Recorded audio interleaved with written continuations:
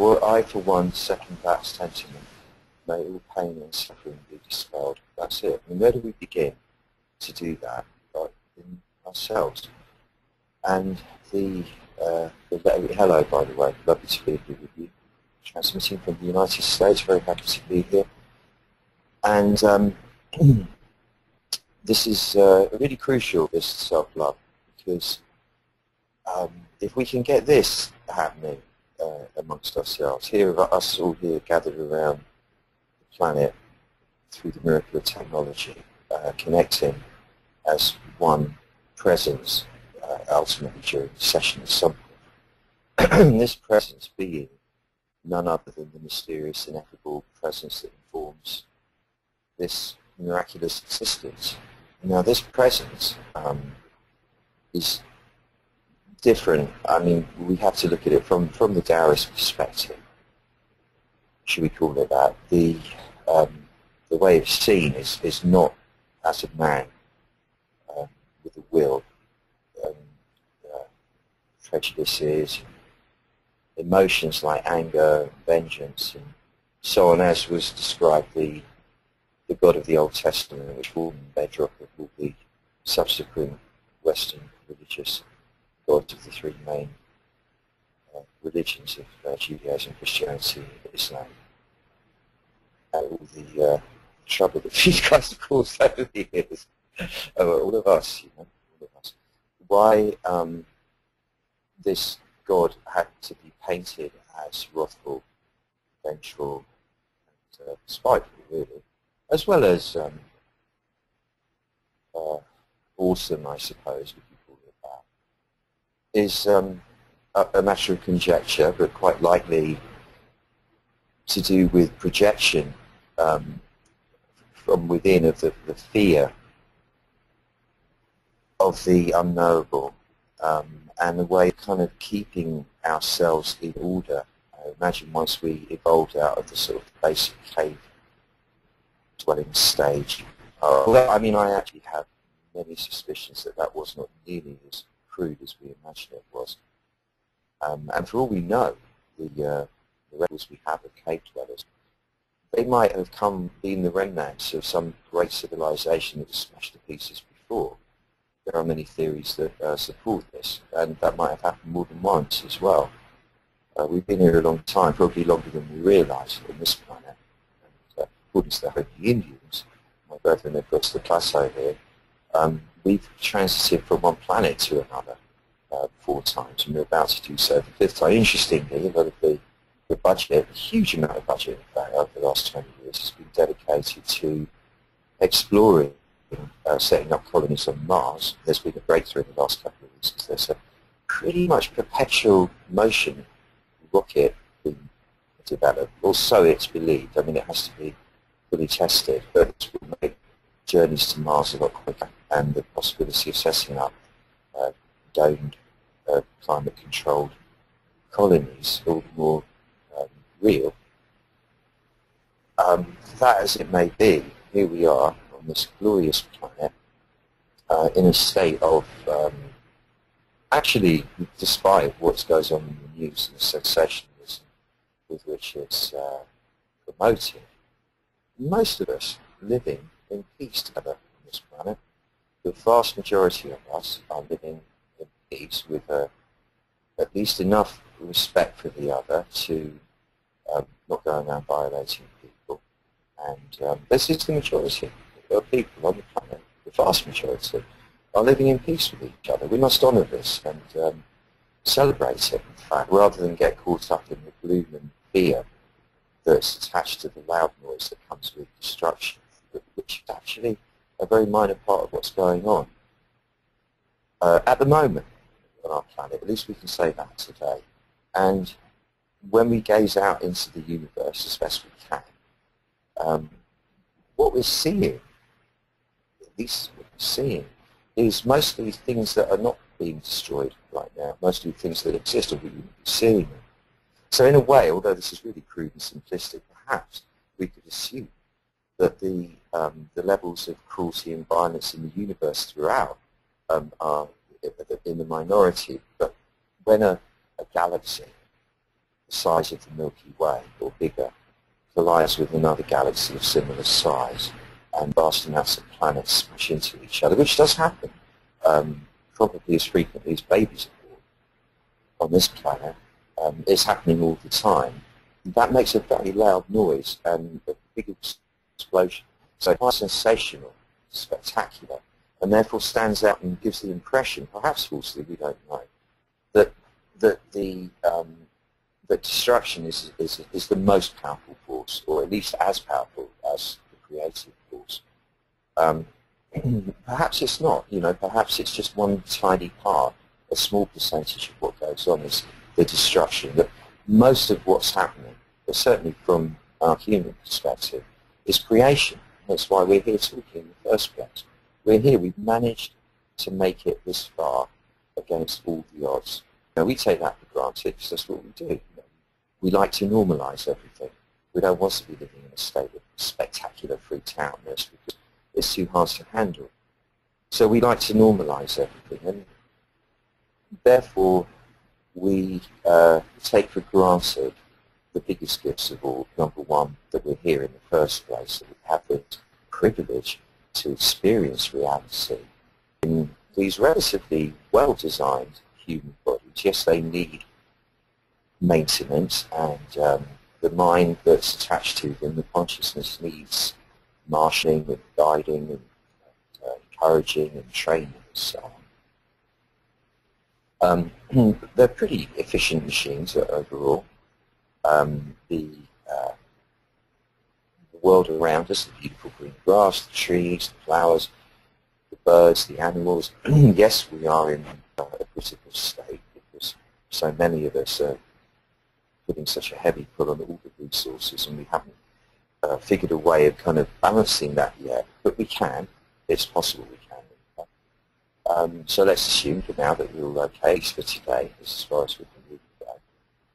And here we sit in this incredible reality where we can play with each other, we create commerce, and we trade all sorts of things with each other, including entertainment and stuff like we're doing right now, where we give each other succor, we give each other sustenance and encouragement, and we celebrate each other. This taken to the extreme in the cult of selective, but if you take away the extremes of it and you look at it as part of the fabric of everyday life, at our best we celebrate each other. You meet somebody you really like, I really like you, it's lovely to meet you, and they'll say the same. The two of you are celebrating each other, and that makes you feel valid, it validates you, it gives you your sense of worth. Then at the heart of it all, though, is this really interesting mechanism where we must assume that the macrocosm and how the macrocosm operates, the way the galaxies do collide into each other, but apparently no galaxies are still hanging about in one piece, so we can get to see them, or certainly enough of them. This all goes on inside on a microcosmic level too. Indeed, this is one of the fundamental laws of metaphysics, that as above, so below, as within, so without, and vice versa. Therefore, there must be an element of destruction in each of us, of self-destruction. Freud called it the death urge, and rightly so. It's the part of the self that wants to destroy ourselves, that wants to go back into what seems like oblivion. For most of us, most of the time, thank goodness, it's the creative aspect, the part that has the will to live, the enthusiasm, the zest to play the game with all the others, to join in and be part of this magnificent family of sentient beings, not just human, but all of us, throughout time and space perhaps, not even just limited to this planet. And this part of us, it needs the other as a ballast. It needs the destructive aspect to react against. It needs the destructive aspect to push it into healing processes which will result in a flowering of the self. Why do we need to, in the first place, even engage in this discussion? It's because the gift of life is so stupendous, it's ineffable, and we don't want to waste any of it. We instinctively wish to optimize on this opportunity. And because there's no real training in how to do that available as children, it's a bit, we get bits and pieces from our parents and teachers and everybody else around us. But essentially all this has come from a lot of very confused people through the generations. There's very little instruction on how to optimize. Now, various ancient traditions, which most of were in the East, but then the Native Americans have to be included in that. There's, for example, and many others as well, the indigenous tribes, basically. It seemed to come mostly from Asia. I don't know why, from the Himalayas, I'd imagine, initially. There is a theory that there were aliens landed on one occasion in that area and disseminated their knowledge to whoever was around. And, Chinese medicine, for example, is a result of that. The pyramids were a result of that. And then there's talk of crossbreeding. The Bible says the sons of God came and saw the daughters of men fair and took them as they chose. Perhaps there was some sort of, who knows, it doesn't really matter at this point in time. There was a sense that the East spawned various traditions which carried a set of principles and instructions to promote optimization of this privileged opportunity of being alive. And we want that, instinctively we want that. And that's why we need to learn every aspect of how to do that. And you could say, you could take any point in the process to say, right, this is the nub of it, get this and everything else to follow, quite validly. And one of those is undoubtedly self-love. If you can love yourself fully, you can love us fully, and vice versa. You love being alive. I say fully, I could allow for that tiny percentage, perhaps, or even a big percentage of self-destructiveness that has to be included in. But the more we can love ourselves, including self-destructive part, because the love heals that rather than fighting that part, which makes it get stronger.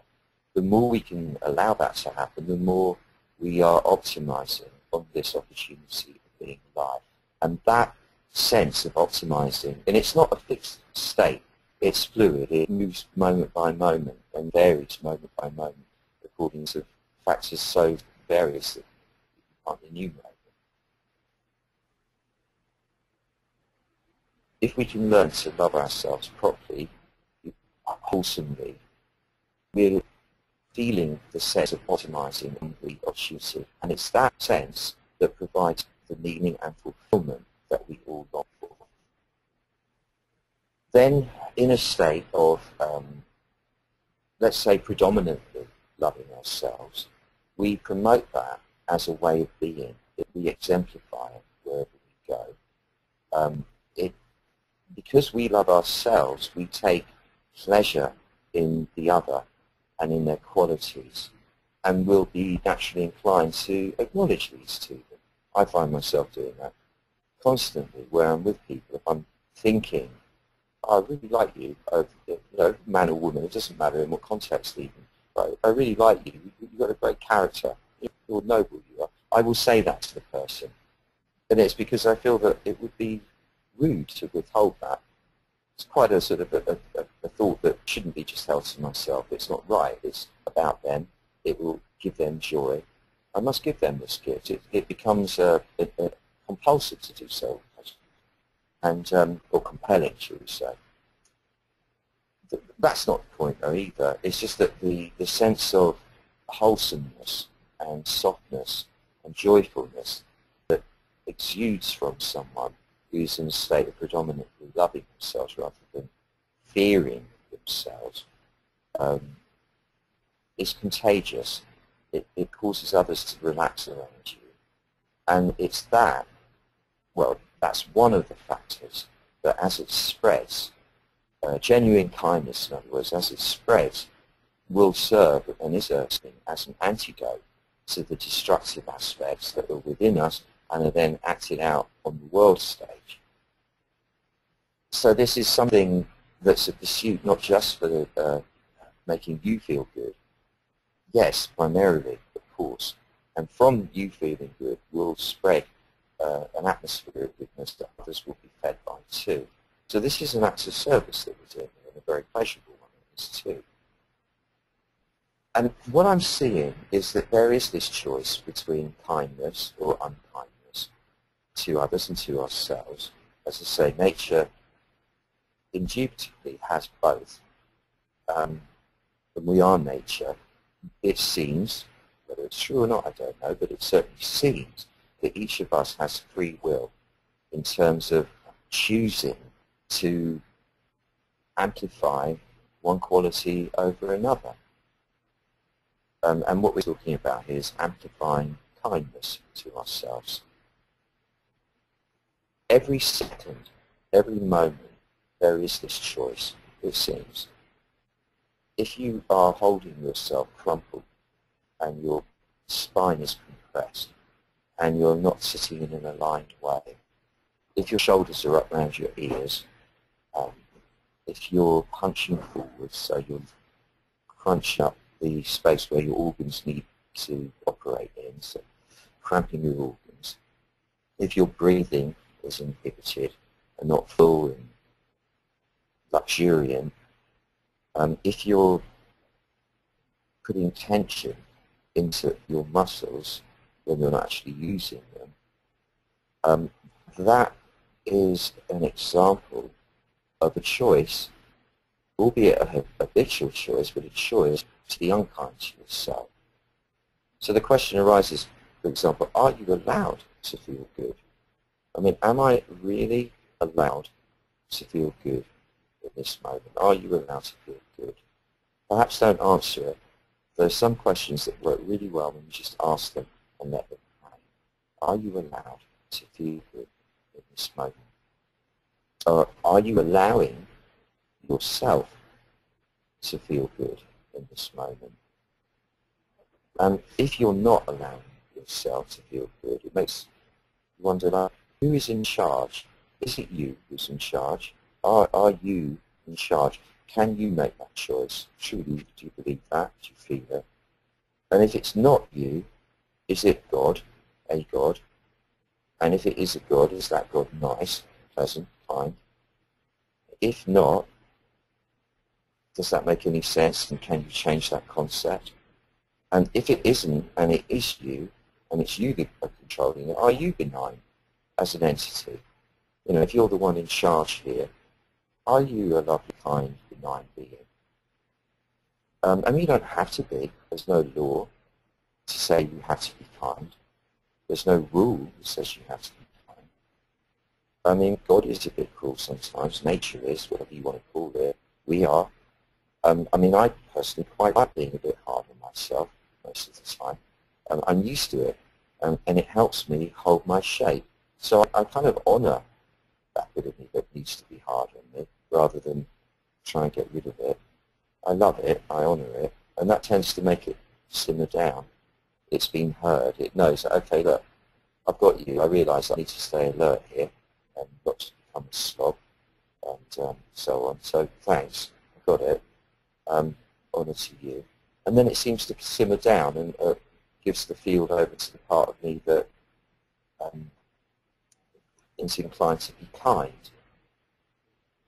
Because mostly I am kind to me, and that's what I'm promoting here today as my intention, is I'm sure you're kind to yourself too. I want to increase that for you, for everybody, and by extension for everyone. That we become more kind to ourselves, but not because we feel we have to, because that's not being kind either. So in a way, you could see your relationship with you like a love affair. That it's a love affair that needs to last a lifetime. So you've got to learn to be considerate to yourself. You've got to learn to stop stressing yourself, to stop creating fear, like fearful what if this, what if that thoughts, to stop tensing up against life, to stop reducing yourself by crumbling your posture against life, to stop telling yourself that life's inevitably going to keep punishing you, to stop being inconsiderate to yourself, to be helpful, to be supportive and so on, just as you'd need to be with anyone you wanted to stick around, whether that was an intimate partner or a friend or a business partner or whatever. There'd have to be some awareness of what do they need, what does the other need, what can I do to help them, make it easier for them, make it more pleasant for them, how can I make them feel good around me? That's just a natural instinct when a relationship is important. And it's the same with ourselves. We have to now learn the next level of, should we call it finesse, in relating to ourselves, the next level of respect, the next level of empathy, the next level of celebration, acknowledgement, and so on. Where does it start? I mean, what is self-love? I really don't know, to be honest. I find the expression self-love a little overwhelming, and it just makes my mind go blank. What I relate to, quite clearly, is liking myself. And I find that also in relationships with people that I love. I mean, loving them is that just a feeling that is quite hard to describe or to find. And again, I say it's quite overwhelming. But I can love somebody, as you can yourself, and really not like them. And in that not liking them, it's causing me distress. Or I can love somebody and I can really like them, and that causes me great pleasure. And I seem to be able, as long as the other is willing to play along, more or less, in a sort of a dance of equilibrium with me, I seem to be able to maintain liking somebody pretty much all the time.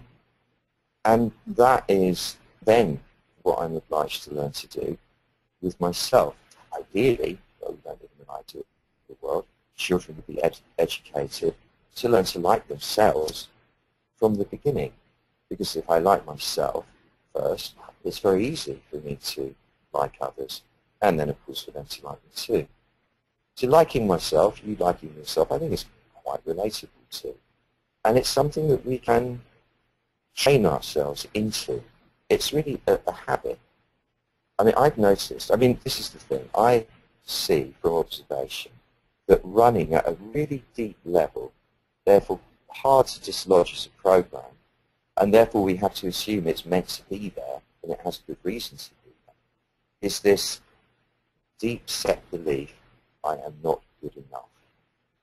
And everyone I've spoken to has had the same thing. I observe, and it's quite clear, that pretty much, well, a vast amount of our daily global commerce is based on people not feeling good enough about them, so they don't feel good enough, and are therefore buying goods and services and products of all sorts to bolster the sense of liking themselves. The cliche retail therapy. I mean, there is value in it if it's done as an act of self-love consciously. I am doing this now to honour myself, not because I feel I have to, but because I am honouring myself. That I would describe as an act of self-love. I understand what self-love means in that context.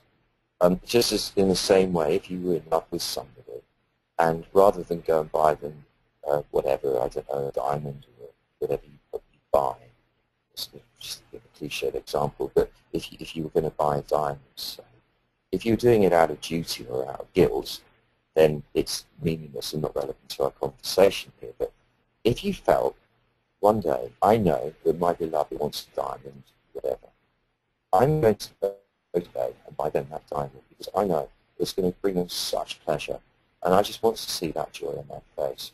So you'd go and you'd buy that thing.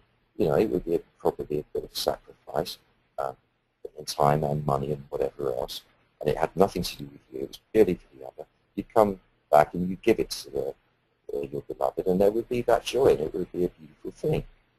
And it's like learning to be that way with ourselves. And I've noticed something. Oh yeah, and this, despite the not good enough syndrome. I have a theory that we have this inbuilt not good enough belief. It's part of the natural instinctual wiring on a biological level that is deployed by the herd, the swarm mechanism, to get us moving in a direction together when required, or against each other when required. So this "I'm not good enough" kind of, it's one way, it's one mechanism that the collective has of somehow keeping everybody striving. And in that striving, there is movement, there is momentum and direction and so on. I'm not putting values on that, whether that's good or bad. I'm just explaining a mechanism as I'm seeing. And "I'm not good enough" makes me strive harder, makes me want to dress more fashionably or whatever you do to make up for not being good enough, and play the game better and so on and so forth. And albeit that that's at a superficial level, that's one of the mechanisms that holds the herd in place. And who are we to question it? I've noticed that if I have a particular car model, I'm driving along, if I see somebody driving that exact same model in exactly the same color, I always think that the other person their car looks better. It looks bigger, it looks slicker, it looks more cool. I don't know why, I don't know what it is. What have they done to theirs? Nothing. It's just that my perception of the other with exactly the same attributes as the car being symbol is that they look more cool than I do in it, or so on. And I think this is ubiquitous. I think everybody has this sense of "I'm not good enough," and it's wired in. So let's just assume we're not. Okay, why? What the hell? Let's just not be good enough. Who cares? But there are still many things about each of us that are truly likable.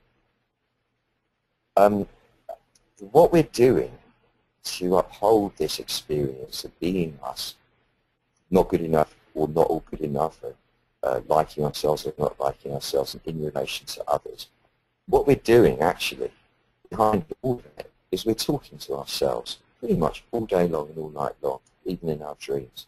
That's really what's going on here. Upwards, what is it, 8 to 10 billion people on the planet right now walking around talking to themselves. That's actually what's going on. And it's there that the choice seems to come in. We could talk to ourselves kindly, or we could talk to ourselves unkindly. We can be positive, or we could be negative. I've developed, you probably know this if you've been to things before that I've talked about in terms of self-liking. I developed this spontaneous technique, call it that, of talking out loud to myself whenever it grabs me. There's no particular regularity to it. Once a week, once a month, a couple of times a month, whatever. Every day sometimes. When I'm alone, and I'll start, it's usually when I'm working and I've been writing. I've been doing that today. I've been hammering out reams and reams. It wasn't miles, but probably I could have, if I'd have kept going, it would have been a mile of text already today. And I stop, and I need to move on to the next thing. And I'm almost not going to acknowledge what I've done, because it's just, I haven't completed everything in my to-do list until I die with that one. So there's no moment that I can't be complacent. I've got to keep driving myself. That inner sadist, that slave driver is going, come on, what are you doing? Don't slacken. On to the next thing. And I stop myself. And I go, hey, out loud, to myself in the second person. That was amazing what you just did. And I'm about to argue. And then I go, no, listen to me. That was really good. What you just did was like top work. You worked really hard, and you did it with a good heart. You didn't just do it for money. You didn't just do it for the sake of it. You weren't copying anyone. All yourself, purely original, beautiful writing. You gave yourself. It was an act of love to your fellows. Right there, that's what you were doing. Well done. That's beautiful. And you're beautiful. Before we come on to the next thing, I just want to say that. You're a beautiful man. You're kind. You're loving. You're warm, you're caring, you're growing. You're not perfect, but you're working on your character all the time. You're developing integrity as you go along. You're doing the very best you can. You're taking care of those around you the best way you can. Like I say, not perfect. We don't live in an ideal world, but you're doing damn well. You're a beautiful guy. I really like you. Yeah, I'm telling you, I really like you. And I do that to myself. It usually ends up around there. It's about that long, if that. And what I found is just from doing it a few times, that voice becomes the dominant voice in the gaggle of voices that are going on in that insane debate about life, where you're talking to yourself all the time. It's a really good technique, and I can't stress enough how much I recommend it. This way that we talk to ourselves, the levels of kindness that we display to ourselves, the amount we like ourselves, I'm positive, and having worked in the mental health sphere for on and off, for like 45 years or whatever it is, I'd say this is the common theme. If a person likes themselves, even when they're displaying what others would consider to be completely irrational, unruly behavior, but if they like themselves, genuinely are connected with themselves and like what's there, that seems to be the strongest healing medium that there is, and will naturally start to level out their actions and behavior so that they become less destructive towards self and others. I'm aware that psychosis means you're not even connected to that part, and you could therefore like yourself doing something what we would call evil. I understand that. I tend to eschew seeing people, individuals, as part of a number, a statistic, which has been labelled with the name of a disease, albeit a mental disease. I eschew that because it makes it very difficult to help people when you're trying to heal a disease. When you're looking at a person and you strip away all the preconceptions and all basically what comes down to opinions and models that others have put forward that just happen to have been accepted by a vast number of drug companies and psychiatrists and so on and so on. When I can see just the person there and I can speak to presence in them from the presence in me, that will heal them, i.e. make them whole in that moment at least. And it's there that I can then talk about issues that will elicit a sense of liking themselves rather than not liking themselves. And if anything's going to heal people, that seems to be what does it, for me anyway. So it's that I'm wanting to promote. I think above all, in terms of whether we're really good enough or not, and therefore whether we're really entitled to like ourselves. Are we really allowed to like ourselves in the face of this punishing God that we were kind of inculcated with the belief of most of us? I mean, are we really allowed to like ourselves? I say that when we do strip away all that anthropomorphizing tendency and just see Tao as the generative force, the ineffable, inexplicable, prime generative force of everything. It's not a person, it doesn't have opinions, it doesn't care one way or the other, it just generates.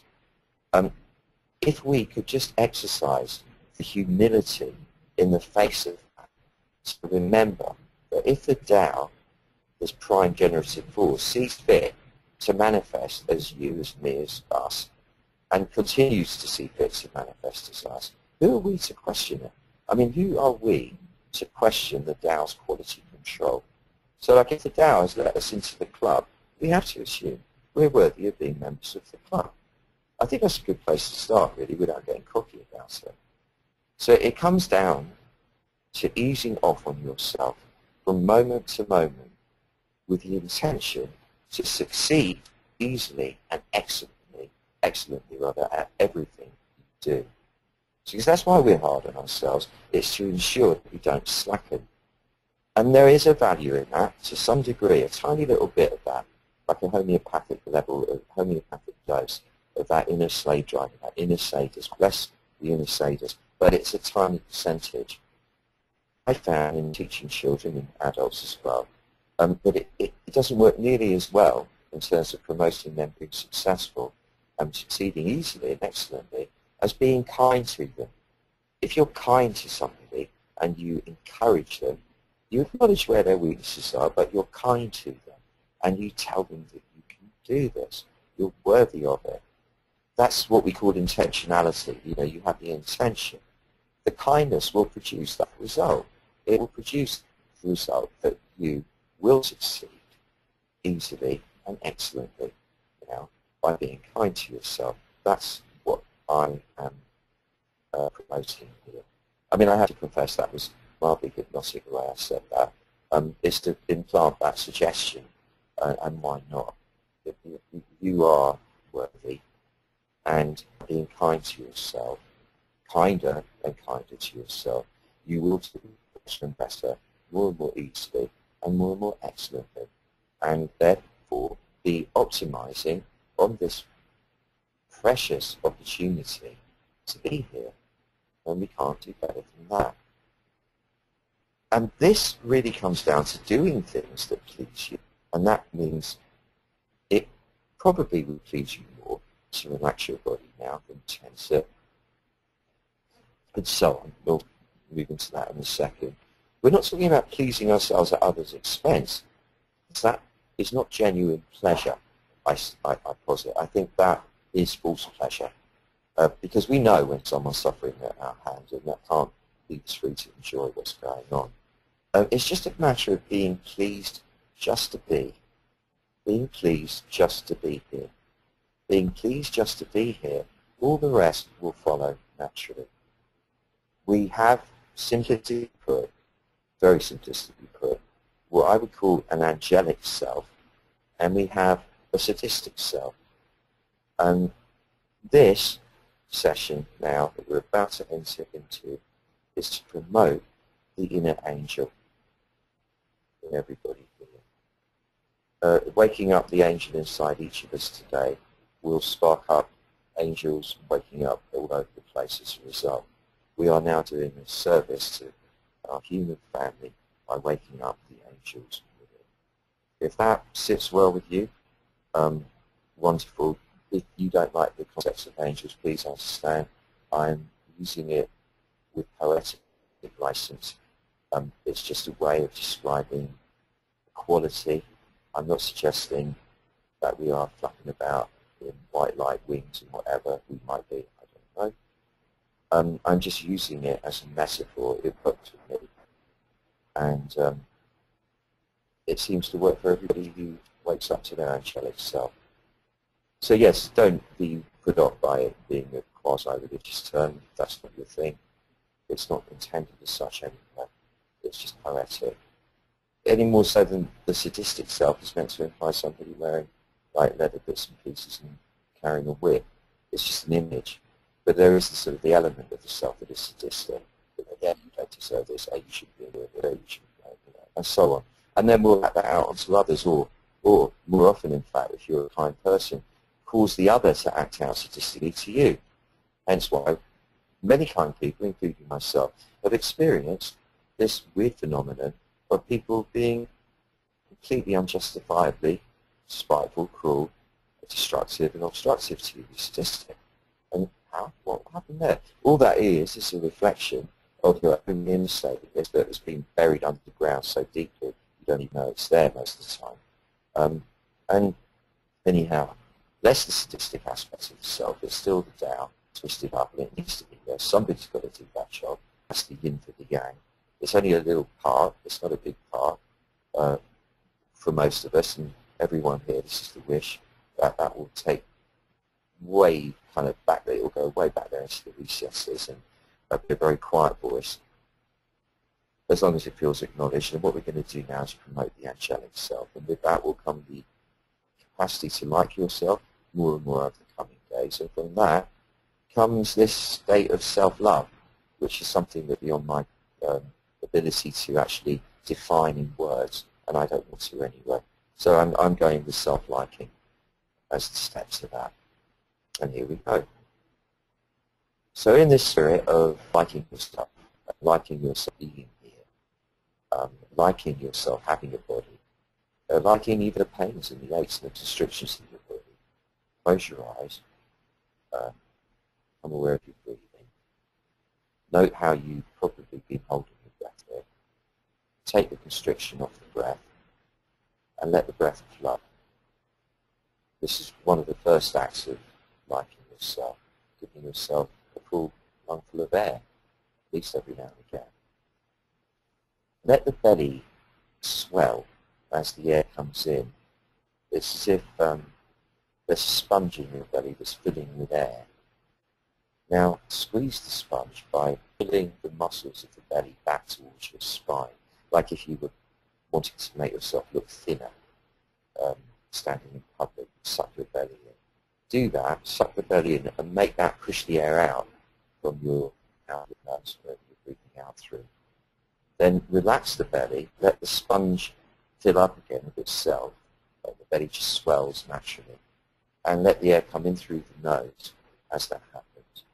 Then pull the muscles of the belly back and make that push the air out again. So this is an act of self-love. I mean, maybe the first of all, because without breathing you're not going to be here. So this is like saying, I really like me. I like me enough to breathe here. I love me enough to breathe here. I'm worth it. I'm good enough to warrant this breath. And let the belly luxuriate and swell it to accommodate the incoming air, this next bit of life. And enjoy the sensation of expelling the old, just simply because, as well as carrying out the toxic energy from your body, it also makes space then for you to take the next breath in. And in itself, the out-breath is a sign to the Tao, to God, whatever you want to call it, that you're willing to keep playing, that you're trusting it. But if I give my breath out to you, which could be my last breath, I surrender this breath, and then I trust you enough to fill me with the next bit of life. So this in itself is an act of self-love. And get a sense of your posture, the frame of your body. It's not something separate that you learn at school, posture, or deportment school. It's not a separate issue, some theoretical idea that if you optimize your physical posture, you'll optimize your state of mind. It's not that. It's an actual feeling right here, right now. It's reality. It's not just some theory this. It's like by lengthening your spine like that, by imagining someone putting the crown of your head upwards to the sky, and therefore making the back of your neck long and making the spine all the way down to your sacrum, you're immediately feeling more worthy. You're immediately feeling more dignified, which means literally upright. You're immediately feeling brighter with your eyes, albeit with your eyes closed, you are taking in more light because your head's angled up. And now, if you look at your shoulders, which probably a little bit around your ears, where we keep them to protect ourselves, and a bit shrugging as if to say, well, like, who am I and all this? What do I, do I deserve all this? Drop that. Let the shoulders drop. There is a fear in that because we seem to carry the burden of our life story on our shoulders, which we assume is real. In fact, it is a story, it's fictitious. Trust the Tao enough to drop the story by dropping your shoulders. What really helps us is now to visualize that you are actually an angel. An angel in disguise, an invisible angel, a secret undercover angel, in looking like a normal human being without it. But in fact, you're an angel. The angel bit's invisible. It's a clever technique you developed. You didn't want to be persecuted by humans for being an angel, so you kept it really cool. No one can actually see it except other angels. And yeah, a clever cloaking device. Nonetheless, it does comprise a set of huge, powerful, and heavy angelic wings, without which you'd not be able to soar. Now, picture a wing attached to each shoulder blade, which is where they do attach to. And bearing in mind your body weight and how, therefore, huge and powerful and heavy your angelic wings need to be to get you airborne, to keep you airborne. Get a sense of the weight of those wings, the pleasure it is to, to carry, of course, the flames fun.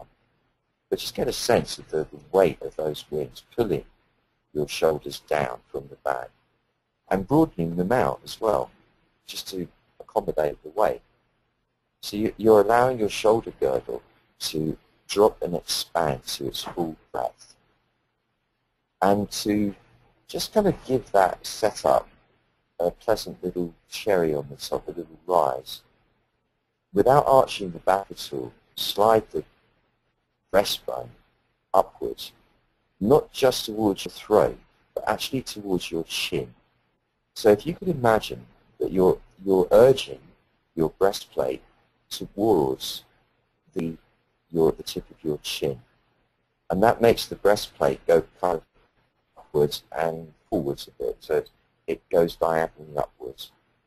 And you'll notice that this feels like a gesture of rising up to all that is noble, all that is beautiful, all that is glorious within you, about you, and all around you. It's a gesture of that. Simultaneously, relax your kidneys in the mid-lower back area, either side of the spine. Let that part of the back really soften and relax, and lean back into that part of you. Sort of lean back into your kidneys. And you'll notice that as you lean back into your kidneys, also into the rest of your back, because you can't help it, you immediately feel more grounded, more solid, more substantial, and yet, paradoxically, airier and lighter, less dense. So you come all the way back inside. You just allow yourself to drift back inside because you're allowed to. This is an act of loving yourself, giving yourself full possession of the physical form and the space therein. Sitting in your back now, occupying your back, laying claim to your back, is like being the king or the queen of the realm, leaning back in the throne. And allow your back to support you from within.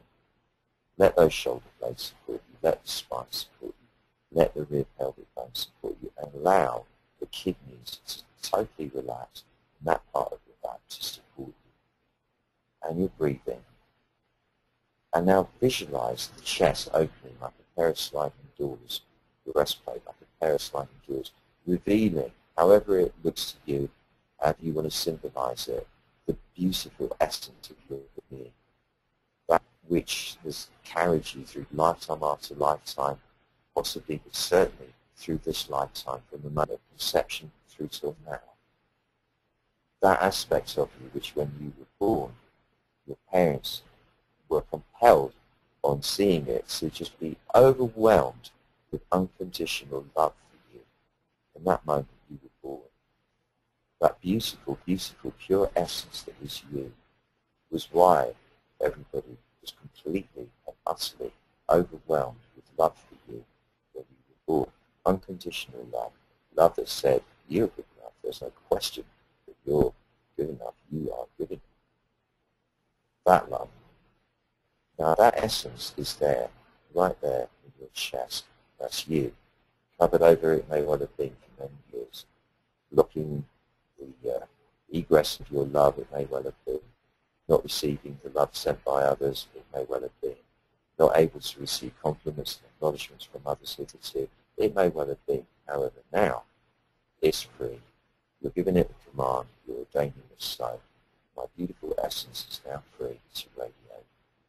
For the benefit of all humankind and all sentient beings, and also for the benefit of this, me, this person, that I might receive through it the love being sent by everybody, all the kindness being sent by everybody in the universe at this moment in time is now available to you and is now entering into you from there. And you're breathing in and you're breathing out. And it's as if the breathing process is working like a pump to propel this inbound, outbound motion of love of your beautiful essence. And through this, as you sit way back inside, not leaning forward to please anyone, not leaning forward to get engrossed in the story, just leaning back fully to occupy what is your birthright to occupy, your inner arena. As you do this, breathing this love in and out, it is completely impossible to ever feel lonely again. From now on, knowing this, always are you connected to the entire human family and beyond, to all sentient beings, in a state of love, which isn't an ambi-pambi thing. Love is powerful, but in a state of love, this is the media that is connecting you to all sentient beings right here, right now. And that includes not just those in form, but for all we know, all the entities throughout existence who are benign and are promoting the sense of peacefulness in creation as opposed to its opposite number. And from this space deep in the back of you, allow your mind also inside your skull to tip back into the rear brain. So just tilt your head back a bit and tip your mind into the back of your skull. Because this gives you a much clearer vantage point. You're able to observe the entire experience of this moment being you from the transcendent position you're in. So if you are of the persuasion that there is a God, if you like the idea that the Tao is an entity that somehow informs everything and everyone forever and ever, that is constantly generating this magnificent illusion of the world of appearances that we find ourselves in, and that this entity, should we call it that, is present, gets its kicks, and why it does this in the first place, through seeing the world through you. It manifests itself through you as a vehicle to experience its own creation, the wonder of this art form that it's creating, through your eyes, through your set of filters. And when you're back inside like this, there is no noise for it to have to battle with. When you're back inside, there is pure space for the Tao to sit inside of you, in the back of you, and enjoy the experience of being in your body that it creates for you, i.e. the Tao is manifest inside you. And it's manifest inside everyone in our circle, in pretty much, I think, every time zone, all the way around the planet. There is Tao sitting in the back of each of us. And I know that you know at this precise moment that Tao wants each of us to optimize. It doesn't want any of us to minimize the pure joy of being. It wants each of us to expand into the greatest level, measure of joyfulness that we are capable of in this moment, and to keep on doing that through a series of quantum leaps so that we're able to ever increase our capacity to receive the joy, which is the blessing of being alive, for its sake. So here we are doing that. We're sitting in our backs. We're all the way back. We're observing.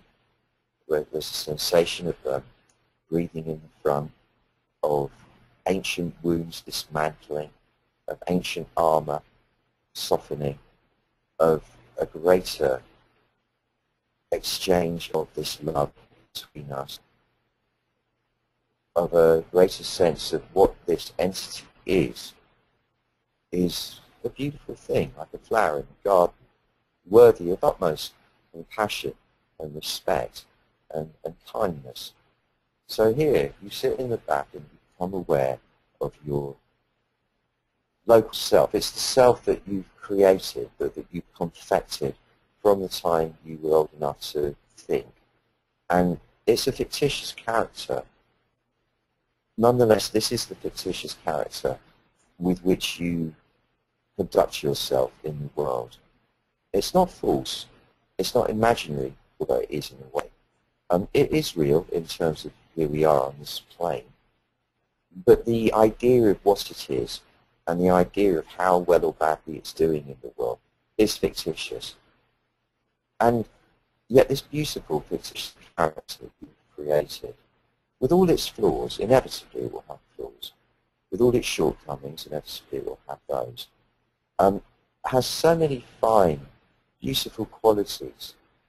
And now, from the back of you, being the big presence, being the big one, as if embracing, you might even want to make the physical gesture with your hands, embracing the front part of you by placing the hands on the chest, if you like. Just embracing that front part of you, that fictitious part, and going, I love you.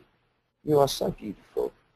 You're so amazing. You got out of bed this morning. That in itself is a major feat. You got yourself showered and did all that stuff. That in itself is a major feat. Can you recall the first time you ever had to do that on your own? You're doing really, really well. And the way you deal with this world, with all its pressures and its dangers and its pitfalls and all the people with all their different agendas, is really well, because you've got here so far. Well done. That's it. That's all the proof you need. that you're winning this game. Well done. And you're really so kind and so brave, so courageous, willing to see yourself, willing to explore, willing to be mindful, and to really take this adventure and optimize it. My utmost respect to you. My utmost respect. My absolute admiration and my undying love. And actually, more importantly and poignantly, I really like you. I like you. I really, really like you. And feel now your front self, the fictitious self, basking in that, beaming with that acknowledgement. This acknowledgement is coming from someone who is actually the most important person in the universe to give this acknowledgement, more important than if it was the Oscars or the BAFTAs or whatever other silly award it could be. This is the most important award you can ever receive. And it's being given to you by the most important person there is, you. Just feel that. I want you to hold that. Just hold that experience just right now. I'm holding it for you. Hold that and know that here in the plane of reality, this can continue now indefinitely. This tendency, this default to liking yourself will now grow and grow and grow. And it will have its yin, it will have its yang. There will be days when you like yourself less than others, days you like yourself more than you've ever liked yourself before. But by and by, in the fullness of time, this flowering of the self will be, and it will include and comprise and be based on you liking yourself more and more. And with that liking yourself, self-love is inevitable. And the glow that you transmit, the radiance that you transmit, as you go about your daily rounds, will cause the most wonderful, unexpected, nurturing, mutually nurturing sequences of events with pretty much everyone you encounter. And all will be not only well, but superlatively swell. And this is the moment now to wiggle your toes and wiggle your fingers and wiggle your nose. Get your blood moving in your body a little bit and just come with this fictional self that's so gorgeous into the world of appearances here for a little bit of a Q&A session, for which I will pass this over to the esteemed and magnificent Sue. Hello. Hello. Okay, we've got a few questions in. So let's start with this one from M. And M says, I'm deeply afraid of self-love. It feels dangerous. How do I trust myself and soften up? Thanks, dude. Well, Dudess, I will tell you that we are all afraid of it. We're all afraid of loving ourselves. And what I'm finding is it's that thing of moment by moment. So in this moment, for example, I check my body posture. And I notice that the right upper part of my chest and my right shoulder, very, very subtly, is tending to kind of cave forwards. It's kind of wanting to cave in.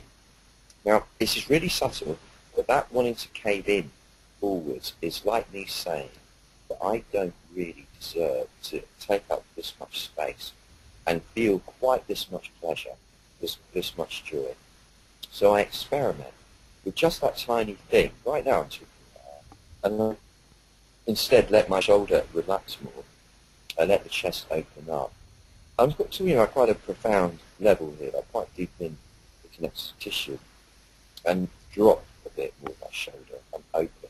And as I do, I feel that fear you're talking about escape like a vapor or poison, and it's okay. And then I notice, hey, it's okay. This is all right. So then I'll then experiment with different bits of signs of self-love. And I find that exponentially, more and more, as I go along, the habit of loving grows. So it's got to be done, I think, incrementally like that, though, like tiny little experiments. And, you know, I put in your toe in the water and go, oh, that's all right then, okay, that's cool, that works. Then let's try another little bit. Before you know it, that fear of loving yourself, that fear of liking yourself, should we say, diminishes so much that it becomes a faint murmuring of anything. So that would be my advice. Okay, we've got a comment here from Helen in Portland, and she says, "Great satsang, Steph. You have such a gift and are so generous to share it. I can feel your love all the way across the globe. I like you too. It seems to me that when we love ourselves more and more all the time, that we no longer need to beat ourselves up in order to become more excellent at everything. For me, as I've begun to love myself, my excellence has come forth and my old bad habits have begun to slip away. Not overnight, mind you, but definitely making progress. Humility is much more natural in this state, and I can be kinder to others and more compassionate. A few years ago, I actually fell in love with myself. It was a beautiful thing, not narcissistic. Essentially, I found the God within me. That feeling comes and goes. Thank you for reminding me of that."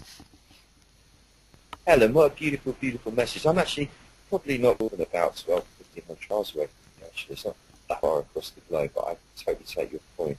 And that was so beautifully put. There was one bit in there that stuck out that nobody wanted to say something. I actually can't remember what it was now. Coming and going, though, yeah, I mean, that's like in a relationship with any other person, isn't it? A best friend, somebody you work with, a lover, a partner, whatever it is, it comes and goes anyway, doesn't it? It dips and rises. And it's the same with ourselves, but there is this underlying tendency to default to the loving and the kind version that grows and grows. But it's lovely of you. Thank you. Thank you for submitting that. We'd better have this as the last one, Stephen, due to being a bit pressed for time today. And it's from Jen, who says, "Really enjoying today's satsang. My dad was cold, indifferent and aggressive when I grew up. Then I was bullied at school, then I was raped at 21 and felt so worthless, ending up in abusive relationships like I was caught in a cycle, which thankfully I seem to be out of these days after I got very sick with severe ME CFS, which weirdly has given me the space to break the cycle, doing a lot of work and making peace best I can with myself and Dad. But as I recover, I still find the self-doubt and self-loathing and feelings of worthlessness can be really strong and can hit me hard, pulling me down and really hold me back from fully healing, like a self-punishment or keeping me safe from getting back out into the world. How can we deal with this early programming, just being mindful of what is? Keep working at it when it arises? I used to think that it was a problem with me, but is it really more their problem? How I'm dealing with it now is basically thinking it's their problem as I'm lovely. And it does make me feel I can lovingly detach and let go within myself. Your thoughts? Is this the right direction to go? I just want to shine without feeling embarrassed or worthless. Thanks, Doc. But could you say the name of that person? It's Jen. Jen, what a beautiful message, Jen. Thank you. To be so honest and candid, like when we're communicating like this in sort of shorthand, we can't totally be sure we resonate. But I think I'm resonating with you. I feel it, and it sounds bang on. Because this is the thing, we do get confused that it's the distortion of the other was our distortion, and as you say, it actually wasn't. So getting to that clarity, where you and level of self-esteem, which is really what makes it possible, i.e. indicative that your healing process is working, where you can look at the other and go, and actually no, this was their shortfall, not mine. This was their crime, not mine. That is really powerful because that's the only way that you can really grow from here. You shed that false guilt for what wasn't actually your crime, and you've apportioned it where it belongs. You holding those people to account. I can hear from the way you're saying it, you're not seeking revenge, so you've forgiven them, which is good because that's the freedom. And life will take care of whatever needs to take care of other people. But as far as you're concerned, you don't carry the weight of that. As for the intense sensations that overwhelm you at times or have been threatening to, I think we just got to accept on the same basis that that was their crime, that there was a crime. There was a crime committed, albeit not the right word, crime, where your dad being cold and whatever isn't a crime. But it was their shortfall, and it was a deep one. Therefore, it had a deep impact on you as the child. And therefore, we just had to honour that, and rather than compare ourselves to people that didn't get such a whacking when they were young, and thinking we should be able to keep up with their rate of progress and so on, we just have to accept, okay, look, I got hit a big one there, and it's taking time to hit. That's good. That's my karma. I'm with that. You like to take the Buddhist approach. I've chosen this incarnation to be as it is because I've got what it takes to deal with it. This is how I grow. I need this much anti to make me grow, whatever. But I have to be patient and allow the healing process to occur, and not feel dismayed when it whacks me from time to time. But in a way, be grateful for it, because that the intensity of the residue whacking you, with these attacks of like low self-esteem, is enough to get you to grow spectacularly. So it's actually a gift rather than a curse. I think you know what I mean. And everybody, thank you for being here. This has been a powerful one for me. I'm going to say as well, but that's presumptuous, so I don't know if it was for you. I'm trusting it was.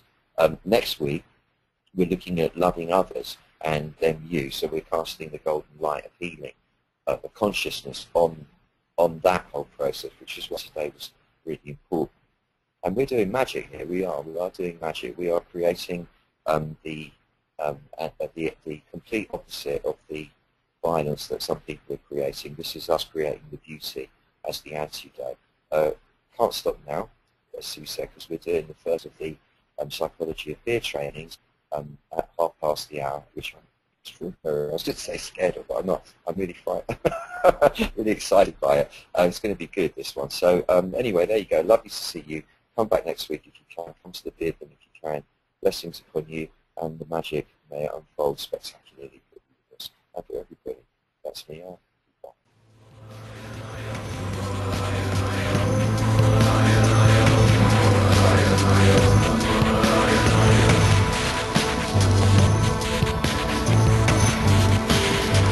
Let all pain and suffering be dispelled.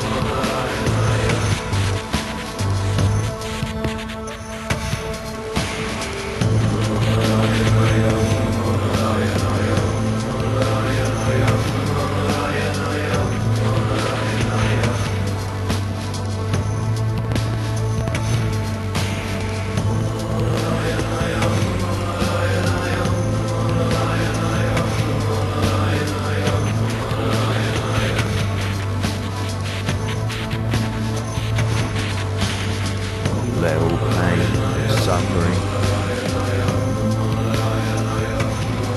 be dispelled.